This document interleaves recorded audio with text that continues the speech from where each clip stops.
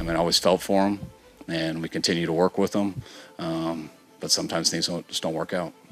I feel very confident that if he signs a deal, he's going to be the highest paid edge rusher in the NFL. Some people might be very upset at this report, and I would like to say that this is just a rumor. I'm going to open up this video by letting you guys know this is highly speculative. It's a rumor. There's a very good chance it's not true, but since the masses are talking about it, I figured I'd give my analysis about it because it's still an interesting topic to discuss. With that being said, we have a lot to get to, and 49ers fans have been through a lot, and it seems like that might not be over. But before we get to the content, we're dropping Madden codes on my Instagram and Snapchat story at FlightMikeSnap for Snapchat, at the Flight Mike on Instagram. And now that we get all that out of the way, break!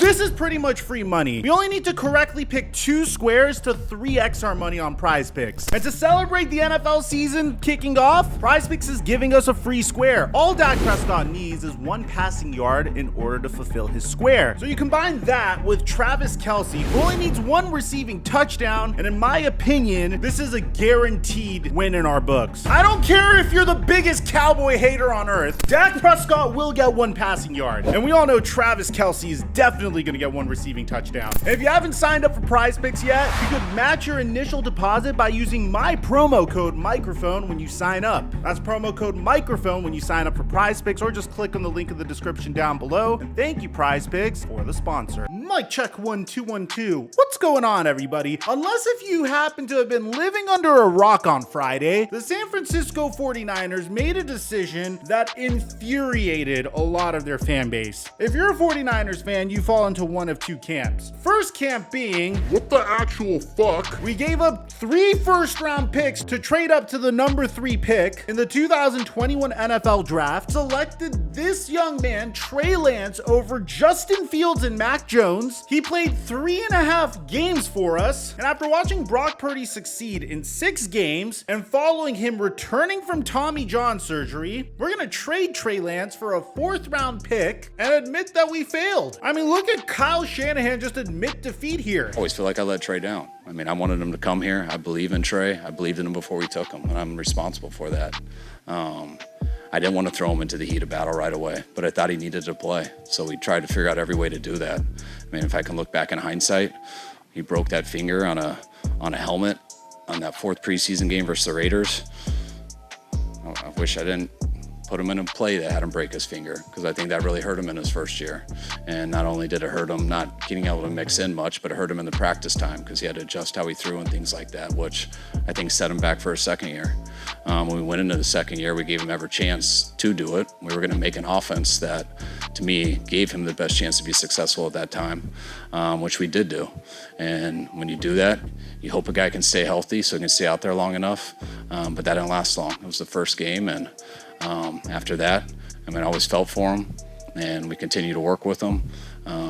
But sometimes things just don't work out. The second camp is if you're a diehard 49ers fan that has tremendous faith in your front office. Here's the thing, man. I've always said, if your front office is consistently making good decisions, then you have nothing to worry about. It's impossible to consistently make good decisions. Unfortunately, it seems like the 49ers lately have been making more bad decisions than good decisions. Don't get me wrong, they crush it once it comes to the later rounds in the NFL draft, like at an alarming rate. But if you go back to 2017, they selected Solomon Thomas over Deshaun Watson and Patrick Mahomes. Kyle Shanahan didn't even fly out to watch Patrick Mahomes throw the football when they clearly needed a quarterback at the time. They obviously hit on Nick Bosa. They sort of hit on the trade for Jimmy Garoppolo. And to be honest, I thought the trade for Christian McCaffrey was very intelligent. But I also said trading 3 first-round picks for Trey Lance was generationally bad and could set this franchise back significantly, especially when you're so quick to punt on a player that is supposed to be a project QB, that is supposed to be your future. If Brock Purdy gave more of a sample size than 6 games, then I'd be okay with it. If he wasn't coming back from elbow surgery, I'd be okay with it. But I just couldn't understand what made the 49ers look at the situation and say, hey, you know what? We're better off trading this young man for a 4th round pick as opposed to keeping him on the roster for one more season. But regardless, Trey Lance was traded on Friday. And to be honest, there's a lot happening from the Cowboys' point of view that we also need to break down, but that deserves its own video. But for now, 49ers fans, if this image doesn't infuriate you, because for me as a Cowboy fan, My mind is so blown by this. then I don't know what will. This one move by the San Francisco 49ers resulted in the Miami Dolphins getting Tyreek Hill, Jalen Waddle, and Bradley Chubb. The pick that they used to trade up to the number 3 overall pick was used to select Micah Parsons, who is now Trey Lance's teammate. With that being said, 49ers fans are a little concerned about the front office's decision making. John Lynch had this to say about the decision. A really hard day.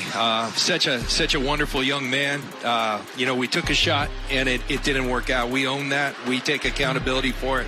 His story is still very much unwritten, and I'm excited for Trey.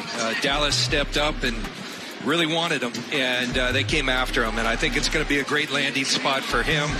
I could tell everybody it wasn't for lack of effort on Trey's part or on our part that it didn't work. Circumstances took hold, and he struggled through injuries, and this team's ready to win. And, we like our quarterback room. We like Brock Purdy a lot. We like Sam Darnold, and we like Brandon Allen. So we wish Trey all the best in Dallas, and we'll always care about that young man and admire his work ethic and the person that he is. So now we're starting to see some signs of ineptitude from the front office. And again, this is a team that has been consistently making it within a game of the Super Bowl or to the Super Bowl over the past 4 years. This team has been very, very close to hoisting up the Lombardi Trophy, which is why I can understand why they decided to go all in on a project QB at number 3. If they went in on Justin Fields, I'd understand, but Trey Lance from the very beginning, the project QB aspect didn't really make a lot of sense to me. What's also concerning is what their former quarterback says about the situation in San Francisco, making it seem like there isn't a lot of stability there and it isn't run particularly well. I mean, that's what I at least got from it. Look at what Jimmy Garoppolo says here. What did you make of the Trey Lance trade to Dallas? Weird situation.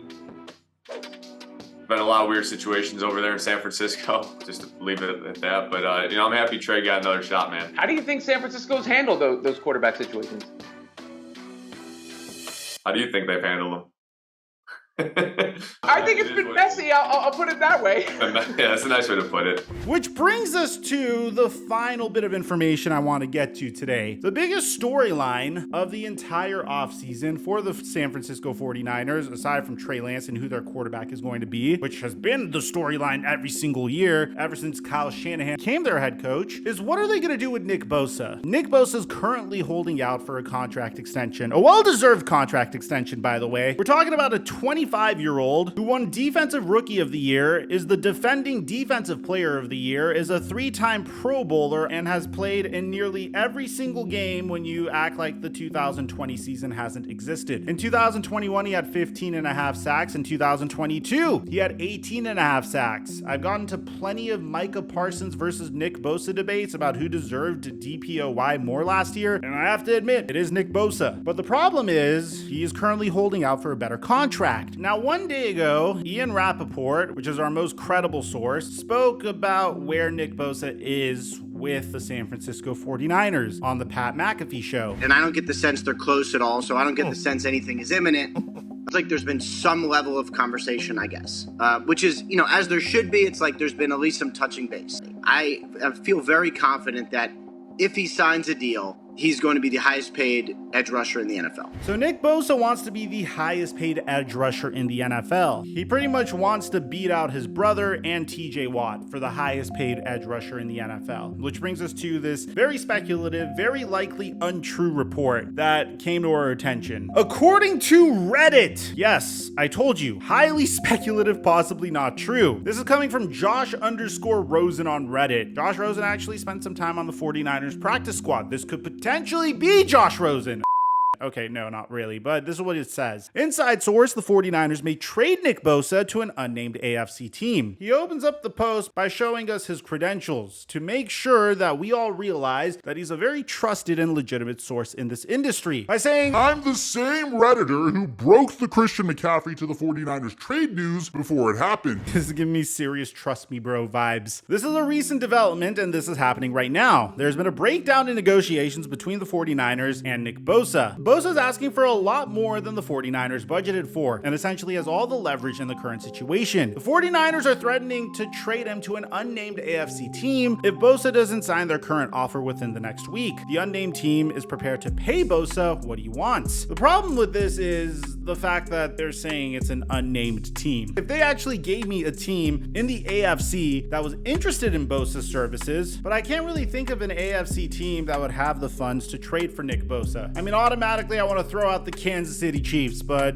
they're already struggling to pay Chris Jones, so I don't necessarily know how legitimate that would be. And they're the defending Super Bowl champs. I don't necessarily know how much they need Nick Bosa, although it'd be terrifying to imagine. The article continues to give us a reminder that a similar situation happened with DeForest Buckner. They were far apart in numbers and the 49ers cut ties. The article concludes by saying San Francisco reportedly has been working on the parameters of a blockbuster trade for several weeks. So here's the thing, man. I knew he was going to throw the DeForest Buckner situation in our face just to give us legitimacy here. The difference between the DeForest Buckner situation and the Nick Bosa situation is at the time in 2019, the San Francisco 49ers had a plethora of edge rushing talent on their roster and they were in a position to select Nick Bosa in the 2019 NFL draft. So it made sense to part with DeForest Buckner following Nick Bosa's rookie year. It just didn't make sense to continue to rotate them, especially when Buckner's value was at where it was, especially considering the fact that he was a season removed from the best season of his career, and he's a remarkable player, don't get me wrong, but he isn't even close to the caliber of talent that Nick Bosa is. He's still a very good player, don't get me wrong, but Nick Bosa is generational in terms of his edge rushing talent. You can't really compare the two. Nick Bosa is a talent that you try to keep whenever you're able to add him to begin with. So there's only one way I could really rationalize this. The reason why the 49ers would do this is to recoup the assets that they lost in the Trey Lance trade. I mean, you're talking about a team that sent their 2021, 2022, and 2023 first round picks in order to get Trey Lance on the roster. So they already paid off their debt for this decision to begin with. The reason why I am certain that this is not going to happen is if the San Francisco 49ers trade Nick Bosa, you're pretty much telling the entire locker room that you're not competing anymore. You're not interested in competing for Super Bowls. And this directly contradicts trading for Christian McCaffrey, trading away Trey Lance, signing Deebo Samuel to a contract extension, signing George Kittle to a contract extension, trading for Trent Williams all those years ago. It just doesn't make any sense at all whatsoever to make this decision. It's not in line with what the 49ers are trying to do. I feel like both sides are penny pinching. They weren't going to even put Nick Bosa out in the preseason to begin with. If this drags into the regular season and if Nick Bosa's ask is significantly more, like let's say he's not asking for $29 million a year, maybe he's asking for 31 or 32, or maybe he wants to beat Aaron Donald's contract. If that's what his ask is, then it might be a little bit crazier because Aaron Donald gets paid $31.6 million a year on average. So maybe that's the problem between the San Francisco 49ers and Nick Bosa. Now, I didn't want to leave you guys with just that. I wanted to give you guys some information that I believe is probably the most likely thing that's going to happen. And it's from a source that I actually trust. This is actually a guy that I'm tapped in with for NBA news. And historically, whenever he's reported NBA news and we've used him as a source on the Flight Mic, he's been getting it right. And a huge shout out to him. So according to Jason Dumas reports, source, Nick Bosa will be with the team and available to play in week 1 in Pittsburgh. The two sides plan to get a deal done within the next few days. So again, guys, I really highly doubt that the San Francisco 49ers are going to trade Nick Bosa to another team. And this isn't even similar to the last time that we've seen a transcendent edge rusher get traded, like when the Raiders decided to trade Khalil Mack to the Chicago Bears. Back then, the Raiders were kind of in the middle of retooling their roster, and they just brought in a brand new regime. John Gruden and Mike Mayock wanted to build their team in their own image, and they wanted to save money for the players that they were going to whiff on inevitably following the Khalil Mack trade, such as Antonio Brown, Martavis Bryant. Or so he could save up those picks to select players like Damon Arnett or Henry Ruggs in the next next NFL draft. I'm leaning towards this rumor not being true at all whatsoever. I thought it was a cute little speculative report to discuss on the channel. Let me know what you guys think about this in the comment section down below. Aside from that, I'm your boy Mike, and I'm dropping our mic